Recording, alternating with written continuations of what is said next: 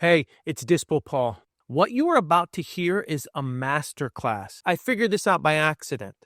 I was messing with the new Gems feature in Gemini, and I realized I could stop asking Google for favors and start forcing it to follow my logic. I turned a search engine into a 4-second valuation machine. If it takes 4 seconds, the deal is clean. If it takes 5 minutes, it's a deep audit. Stop being a researcher. Be a closer. Let's go. I was on Zillow for 3 hours. Oh, no. My eyes were literally throbbing. I'm staring at this weird property in Texas. It's got this strange layout. The neighborhood is patchy, One of those properties. Exactly. Half the street looks renovated, and the other half looks like a scene from a post-apocalyptic movie. And I'm trying to comp it. 3 hours on one single property. 3 solid hours. I'm opening tabs. I'm closing tabs. Yeah. I'm trying to find a house that's sold recently that isn't a total teardown, but also isn't like a palace. The Goldilocks comp, it never exists. It never exists. And I'm manually typing numbers into a spreadsheet to calculate price per square foot. I'm looking at photos for trying to guess if that's granite or if it's laminate. It was just soul-crushing. I can feel the pain from here. And the worst part, the absolute worst part, by the time I finished, I wasn't even confident in the number I came up with. I went to bed angry. I am laughing, but I promise it's a sympathetic laugh. It doesn't feel very sympathetic. Because hearing you describe that, honestly, it sounds like you're working as a high-paid data entry clerk, not a real estate investor. Wow, okay. You are playing the game on hard mode, my friend. It certainly felt like hard mode. It felt like impossible mode. See, here's the thing. You're doing the grunt work. And the tragedy is you probably think that's part of the job, right? That's just what investors do. Well, yeah. I mean, You grind through the data, you make the spreadsheet, you shuffle for the deal. of course.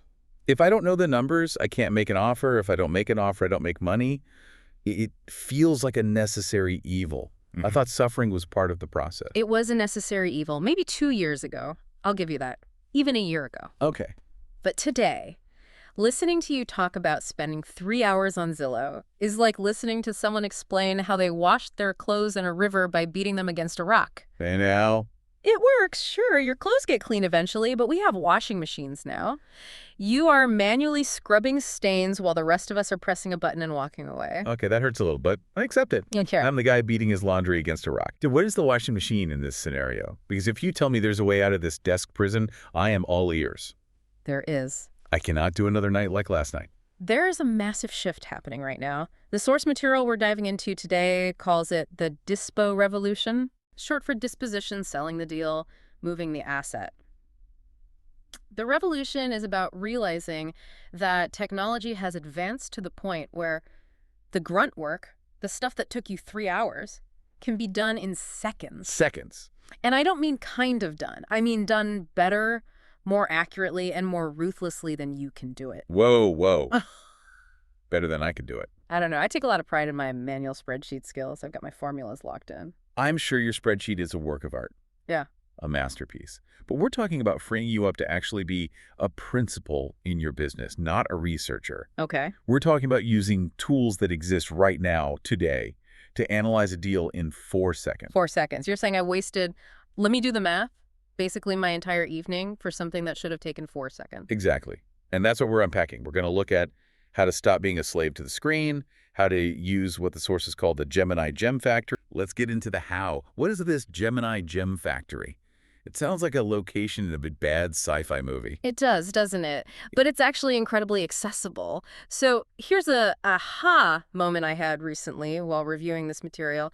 I stopped using regular Google search for real estate data. Okay. And honestly, I even stopped using the standard ChatGPT interface for my initial comps. Okay, that's a big statement. Everybody is using ChatGPT. What are you using? I'm using Gemini, which is Google's AI, but specifically I'm using the Gems feature. Gems. I think I've seen that button on the sidebar, but never clicked it. I assumed it was for coders or, tech wizards or people who know Python. That's the misconception. This isn't a complex coding project. It's not for software engineers. So it's for me. It's for regular people who have a repetitive task they hate doing, like, say, spending 3 hours comping a house in Texas. It's getting personal now. Think of a gem as a mini app. You can build it in about 60 seconds without writing a single line of code. A mini app. It's basically a custom version of the AI that remembers who you are and what you want. It's your little custom-built employee. Okay, walk me through this. How do I build an app without coding? I can barely work my TV remote. It's deceptively simple. You go to Gemini, the free version you already have access to. A free one. Right. You click Gem Manager or New Gem on the left side. Mm. You give it a name. Let's call it Dispo Paul's ARV engine. ARV being after repair value. After repair value, essentially what the house is worth fixed up. Catchy name. I like it. Sounds official. Right. Now here is where the magic happens. There's a box called the knowledge base or instructions. Right. This is where you program the AI's brain. But You don't just say, hey, tell me what this house is worth. That's too vague. If you do that, it's just guessing. that's what usually happens when I ask AI for help. It gives me generic answer, or it sounds like a Wikipedia article. It tells me real estate prices in Texas vary. Thanks, robot. Exactly. Super helpful. It's because you aren't giving it a strict standard operating procedure, an SOP. In this knowledge base, you paste in a very specific set of logic. We call it the Dispo Paul prompt. So it's a pre-written set of instructions. You are essentially cloning the brain of a master appraiser and shoving it into this little mini app. You are teaching it the rules of the game so you don't have to repeat them every time. So instead of me having to remember all the rules of real estate valuation every single time I look at a house, I tell the app the rules once and it remembers them forever. Precisely. Let's unpack the logic we put in there because this is the secret sauce from our source material on the comping SOP. Let's do it. If you just ask an AI for a price, it might look at a house sold 2 years ago. Is a house sold 2 years ago relevant today? Absolutely not. The interest rates were different. The demand was different. That's ancient history. Right. It's useless. So the first rule we program into the gem is the recency rule. We tell the gem, prioritize sales within the last 30 days. Wow, 30 days. That's tight. Usually appraisers go back 6 months, even a year. They do, but we are investors. We're not appraisers for a bank. We need to know what the market is doing now. Right now. Today. The SOP in the note says 6 months is the absolute limit, but frankly, if you have to go back 6 months, it indicates the market is stagnating. It means nothing is selling. And that's a red flag in itself. It's a massive red flag. That's a really good point. If I have to dig that deep to find a comp, maybe I shouldn't be buying the house. The lack of data is the data. The lack of data is the data. I like that. Exactly. The gem will flag that. Next, we program in the proximity constraint. The gold standard is 0.25 miles. A quarter of a mile, so walking distance. Walking distance. If you can get it on the same block, you've hit the jackpot. The instruction explicitly says 1.0 mile is the limit. Anything further is a different neighborhood. You know this. You cross a major street and suddenly the school district changes, the crime rate changes, the whole vibe changes. You can't compare those houses. I've definitely made that mistake before. Thinking a house a mile away was a good comp, only to realize it's next to a sewage treatment plant or a highway off-ramp. We've all been there. The gem doesn't make that mistake because you've forbidden it in the instructions. It can't break the rules. Okay, so recency, proximity. What's next? Then we have variance. You tell the gem. Only look at homes plus minus 20% of the square footage. Okay, so you don't compare a shoebox to a mansion. You cannot compare a 3,000 square foot mansion to a 1,000 square foot bungalow. It messes up the price per square foot math completely. It's just bad data. Makes sense. The economies of scale are different. And here is the big one. This is what we call the investor lens. The investor lens. Most people on Zillow look at retail prices. Oh, my neighbor sold for $400, so my house is worth $400K. Yeah, but that neighbor had a brand new kitchen. That neighbor had a granite countertop, a staged living room, and a fresh coat of paint. We instruct the gem to look for cash sales or corporate buyers. So we're looking for the as-is price, the wholesale price, the ugly house price. Exactly. We need to know what an investor would pay for it, not an emotional homeowner who fell in love with the backyard. This is brilliant. So when you stack all these instructions into the knowledge-based recency, proximity, variance, investor lens, you have created a specialist. You've created a digital employee who only does things exactly the way you want them done. So once this gem is set up, which takes, what, a minute to paste the instructions in? Maybe 2 minutes if you're drinking coffee at the same time. Okay, 2 minutes. Once it's set up, what's the workflow? How do I actually use it? This is the best part. You find a property on Zillow or Redfin. You copy the URL, Just the web address. just the link. You paste it into your new Dispo Paul gem. Yeah. You hit enter. 4 seconds later, you have a full report. Hold on. Just the link. I don't have to type in the address, the bed bath count, the square footage, none of that. Just the link. It scrapes all that data, applies the 30-day rule, applies the 0.25-mile radius, filters for cash buyers, and spits out a number. Wow. And this is the crucial part that separates it from a regular search. It explains why it picked those comps. 4 seconds. I'm thinking about my 3 hours last night. I feel a little sick. I feel physically ill. It's a painful realization, but it's also liberating, isn't it? Think of what you could have done with those 3 hours. I could have watched a movie. I could look for more deals. I could have actually talked to my family. Or you could have analyzed 500 properties in the time it took you to do one. 500. That is how you scale. That is how you dominate a market. You stop being the bottleneck in your own business. Okay, I'm sold on the speed. Speed is great. But I have to play devil's advocate here. Please do. I have to be the skeptic. Because usually when things sound too good to be true, they are. Skepticism saves you money. Let's hear it. Can I actually trust a chatbot with my money? We've all heard about hallucinations, Yeah. the AI making things up. Yeah. If I'm about to drop hundreds of thousands of dollars on a property, or even just put an offer in that puts my reputation on the line, I need to know the number is real. I don't want to buy a house based on a guess from a robot that thinks the sky is green. That is the #1 fear people have, and it's a valid fear. If you use AI blindly, you will get burned, period. Right. But let's reframe this. Do you remember the 90s? Vividly. Dial-up internet, frosted tips, Blockbuster video, a golden age. Do you remember when Amazon first started?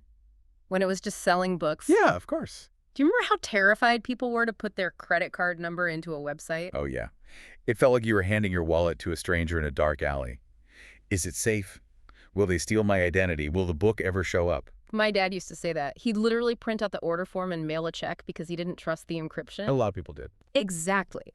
Now, you probably buy toothpaste on Amazon while you're waiting at a red light and don't even think twice.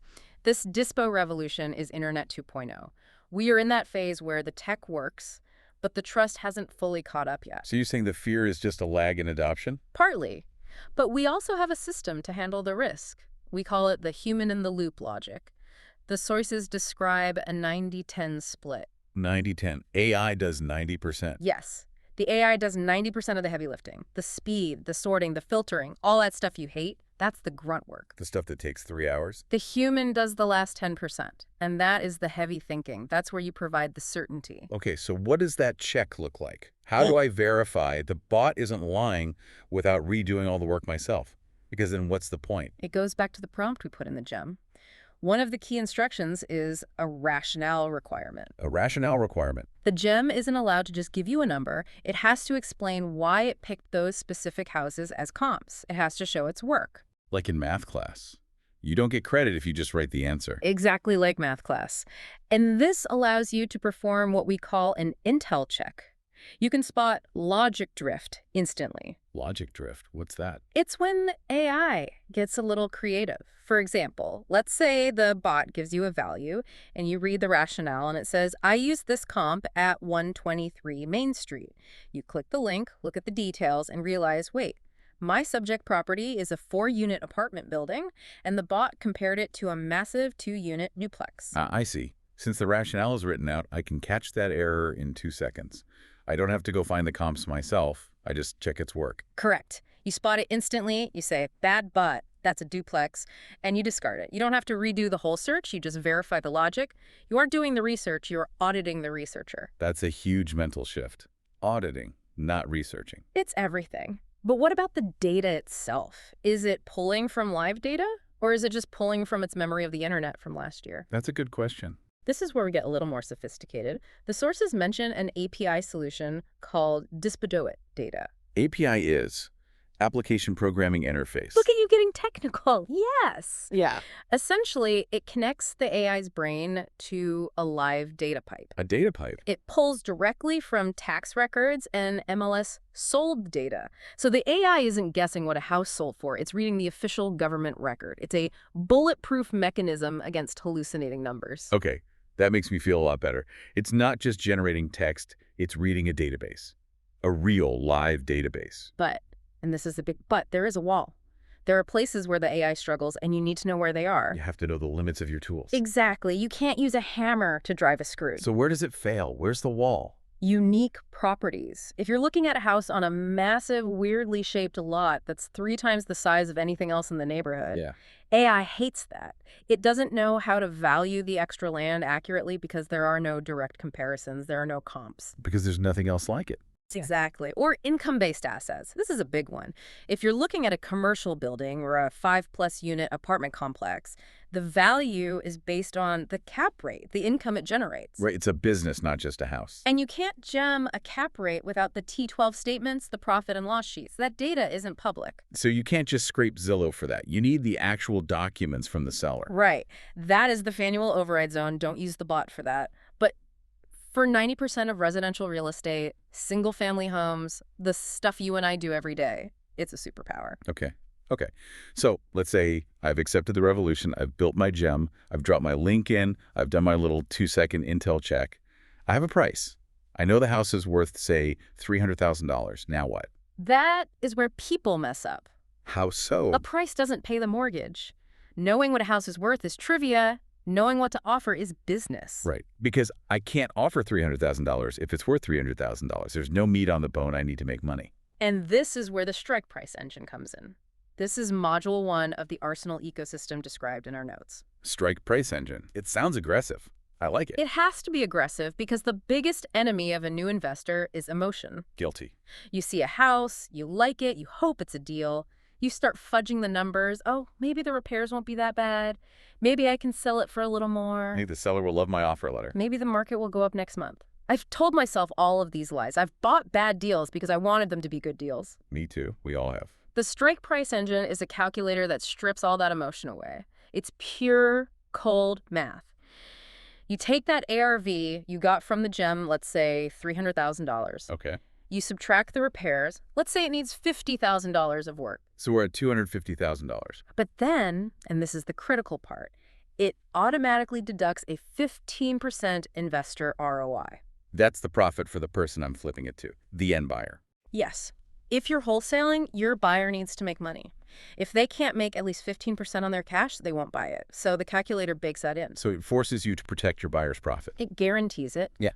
And then it automatically factors in a 10% assignment fee for you. So I don't have to guess what my cut is. I don't have to feel guilty about asking for a fee. No, it's a line item. It's part of the math. The calculator spits out a maximum allowable offer, or MAO. That number ensures the flipper makes money and you make your 10%. So in that $300,000 example, what would the MAO be? So you have $300 K ARV minus 50K repairs. That's $250K. Your flipper needs a 15% profit on the ARV, which is $45K. You need a 10% fee. That's $30K. So you take $250K minus $45K minus $30K. The MAO is $175,000. $175,000. That's the number. That's the number. And if the seller says no to that number, You walk away. just like that. No second guessing. Go. No, what if I offered $180K? None. Because if you pay more than the strike price, you are literally stealing money from your own pocket or your buyer's pocket. The math doesn't lie. It gives you the confidence to say, Mr. Seller, this is the buying price. Take it or leave it. I love that. It takes all the stress out of negotiation. I'm not negotiating against the seller. I'm just relaying what the calculator says. I'm just the messenger. Exactly. Hey, I'd love to pay you more, but the computer says this is the number where the math works. It's incredibly freeing. It removes the ego from the transaction. Okay, so let's recap this. I've replaced my 3 hours of Zillow hell with a 4-second gem. I've verified the data in 2 seconds. I've used the strike price engine to get a guaranteed profitable offer price. Sounds about right. That alone feels like a revolution. I feel lighter already. It is a revolution. But that's just level 1. That's just catching up to the modern world. Of course there's a level 2. What is level 2? Well, think about it. If you save all that time, if you aren't spending your nights playing data entry clerk, if you aren't eyes bleeding tired, what are you doing with those hours? Ideally, making more money. Or sleeping. But probably making more money. Right, but most people just do more of the small stuff. They Yeah. try to find more $5,000 assignment fees on little houses. Which is fine. A $5,000 check is a $5,000 check. It's fine. It pays the bills. But the real players, the ones who get truly wealthy in this business, they go for the big game. The big game. Are we talking mansions? Are we talking beachfront properties in Malibu? No, we are talking about Operation Grid Money. Operation Grid Money. Okay, that sounds like a spy movie. What is it? It's the strategy outlined in Module 3 of the source material. It's about pivoting from flipping houses to flipping dirt. Land. You mean just raw land? Land, but not just any land. We are talking about selling land to the whales. Who are the whales? Hedge funds, big tech companies, and the biggest buyer on the planet right now, AI data centers. Oh, interesting. So we're connecting this back to AI. The AI needs a place to live. Bingo. AI isn't a cloud floating in the sky. It's physical servers, racks and racks of them, thousands of them. Right. In a building somewhere. They need massive warehouses, they need incredible amounts of power, and they need specific locations. They are buying the grid. The power grid. Power, location, and infrastructure. And they need land to build these things on. Desperately. There's a land grab happening in America right now that rivals the gold rush. It's insane. And here's the kicker. Let's hear it. These companies don't care about a $5,000 fee. If you bring them a parcel of land that fits their criteria close to a power substation, right zoning, flat dirt, low latency to the fiber lines, They'll pay a premium. they will pay massive assignment fees. We're talking shifting your scale from making $5,000 on a deal to making $150,000 or $200,000 on a single transaction. $200,000. That's a different sport. That's not just a level up, that's a different video game. It is. And the beauty is, most real estate investors are too busy fighting over the 3-bedroom ranch house to even notice this opportunity is happening. They're stepping over dollars to pick up pennies. Exactly. But how do I find these deals? I can't just drive around looking for empty fields. That seems even harder than Zillow. That's the old driving for dollars thing. You don't drive. That's the old way. The lead protocol extractor, which is Module 2, teaches you how to do this virtually. Virtual lead gen for land. Yes. You use specialized data extraction to find motivated sellers of land or industrial assets anywhere in the country from your laptop. What kind of data are you looking for? You look for specific indicators, tax delinquency, out-of-state owners, heirs who just inherited a field they don't want and don't know what to do with. So you're finding the motivation digitally. You can do this from your laptop in your underwear. You find the dirt, you lock it up under contract, and you flip the contract to the institution that needs it. So let me get this straight. The goal isn't just to use AI to do my job faster. Right. It's to use AI to clear my schedule so I can hunt these massive grid money deals. Precisely. Automate the pennies so you can chase the millions. Stop playing the small game when the big game is right there, waiting for you. Okay, I'm sold. I'm done with Zillow hell. I want the gem. I want the calculator. I want to hunt whales. How do I actually get this set up? Do I have to go to school for this? Do I need to hire a developer? You have two choices, really. Choice one, you can take everything we talked about today, go into Gemini, try to write the prompts yourself, tweak the logic, build your own calculator in Excel, figure out the land scripts by trial and error. That sounds like it might take me more than 3 hours. It'll take you weeks, months maybe. Yeah, and you might get the logic wrong. If you miss one command of the prompt or you set the variance wrong, your data is garbage. Right. Garbage in, garbage out. Or you can just grab the arsenal. The arsenal, that's the package from the sources. Yeah, it's the whole ecosystem we discussed. It includes the exact Dispo Paul prompts to paste into the gem. So I don't have to write them? You don't have to write them. You just copy paste. Yeah. It includes the strike price engine calculator. And it includes the scripts and the strategy for Operation Grid Money. And what's the damage? Is this going to cost me a Bitcoin? It's $97. $97? Like the price of a decent dinner. A dinner for two, maybe, if you skip dessert. That seems surprisingly low for something that promises 6-figure deals. Why so cheap? Well, remember, the tool itself, Gemini, is free. You aren't paying for the software. Okay. You are paying for the operating system. You're paying for the logic and the strategy to put inside the free tool. That's a really good distinction. It's like buying a video game console. The console is free, but you're buying the game cartridge that makes it fun. Exactly. And the ROI on $97. If you save one evening of frustration, it's paid for itself. My sanity is worth at least $100. If you close one small deal, it's paid for itself 100 times over. And if you land one of those grid money deals... Then you're retired, or at least you're taking a very nice vacation. I like the sound of that. Look, let's wrap this up with a bit of a reality check. Lay it on me. The philosophy here is simple. Stop being a researcher. Stop being a data clerk. Start being a principal. Start being an investor. Get my life back. Get your life back. The technology's here. It's not coming someday. It's right now. You can stare at a screen for 3 hours to do a job, or you can click a button and do it in 4 seconds. It's a choice. And frankly, hearing it laid out like that, it doesn't feel like much of a choice. It feels like an IQ test. It kind of is. I'm definitely going to try this out. I want to see if I can build that gem tonight. Maybe I can recomp that Texas property and see if I was even close. I bet you $20 the gem gives you a different number than you came up with. I am not taking that bet because I'm pretty sure you're right, and I'm pretty sure I'm going to be angry all over again when I see it. Here is a final thought for everyone listening. Something to chew on. What's that? We talked about speed, we talked about efficiency, but think about the competition. If you have a tool that analyzes a house in 4 seconds and tells you exactly what to pay, and your competitor's doing it the old way, what happens to them? They get crushed. They can't keep up. They don't just get crushed, they go extinct. The investors who refuse to adapt to this, they aren't just being slow. They are walking dinosaurs. The meteor has already hit, they just haven't seen the dust cloud yet. Wow. That is a sobering thought to end on. Don't be a dinosaur. Be the person with the washing machine. Exactly. Thanks for breaking this down. This was, honestly, mind-blowing. I'm going to go delete my Zillow bookmarks now. Good luck with that. We'll see you in the next deep dive. Keep learning. Dispo Paul here. I'm back. The podcast is over. Now the work begins. We just showed you how to automate 90% of your life, but don't get comfortable. Comfort is where investors go to die. AI has a 10% truth gap. That's the risk zone where if you rely on the machine alone, you're just a spectator waiting for a crash. I don't leave my legacy to hallucinations or luck. I use the arsenal. It's the human-in-the-loop protocol I engineered to verify the math and lock in the 15% ROI that keeps our investor buyers happy. The gem gives you the data, but the arsenal, it gives you the business. It's the difference between making a living and building a $200,000 per deal machine with the Operation Grid money. Grab the full system at dispodragons.com/easy.